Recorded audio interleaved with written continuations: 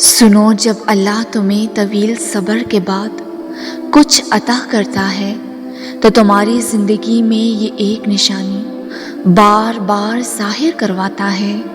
میں جانتی ہوں کہ یہ صبر تمہیں سخت تکلیف دے رہا ہے اور بے سکونی کی کیفیت تم پر طاری رہنے لگی ہے، تو یاد رکھنا یہی وہ لمحہ ہوتا ہے جب وہ رحیم رب پوشیدہ حقیقتیں تم پر کھول کر تمہارے لیے ایسے راستے بناتا ہے جو بہترین منزلوں تک تمہیں لے جاتی ہیں۔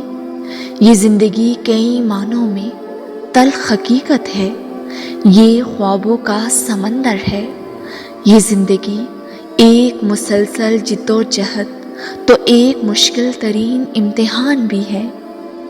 کہیں یہ بہار ہے تو کہیں یہ خزاں، کہیں خوشی تو کہیں غم، لیکن یقین رکھو جب راستے ختم ہونے لگتے ہیں تبھی وہ اپنے بندوں کے لیے راہیں ہموار کرتا ہے۔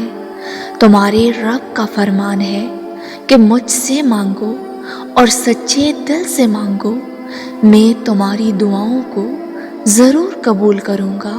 سنو، ہر تنگی میں، ہر آزمائش میں اس رب کو یاد کرو، اس کی طاقت، اس کے وعدوں کو یاد کرو، اس رب کو اتنا قریب محسوس کرو کہ بھول جاؤ کہ کوئی شے رب کا فاصلہ بھی ہے۔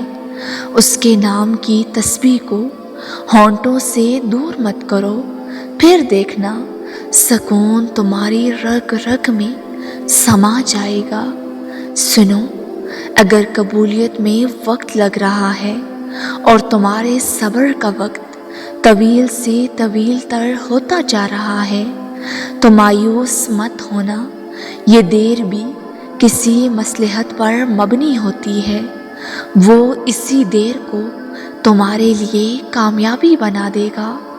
قرآن کہتا ہے اللہ سے وابستہ ہو جاؤ، وہی تمہارا رب ہے اور وہی مددگار ہے، اور اگر تم تلاش میں ہو اس نشانی کی جو اللہ طویل صبر کے بعد حیرت انگیز صلے کی بہترین عطا تمہارا مقدر کرنے والا ہے، تو سنو، اس کی خاص نشانی تو یہ ہے کہ جب تمہارا صبر تمہیں اس انتہا تک لے جائے کہ طاقت اور اختیار ہونے کے باوجود صرف اللہ پر امید رکھ کر خاموش ہو جاؤ، تو یاد رکھنا یہ خاموش سسکیاں اور یہ بے بسی تمہیں اللہ کے در سے ایسے صلے عطا کرے گی کہ تمہارا ایک ایک غم خوشیوں میں بدل جائے گا۔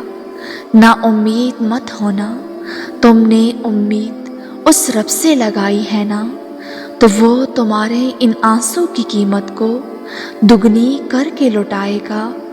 ان قریب تمہاری یہ دعائیں، یہ امیدیں تمہیں اس کنارے تک لے جائیں گی جہاں تم جانا چاہتے تھے۔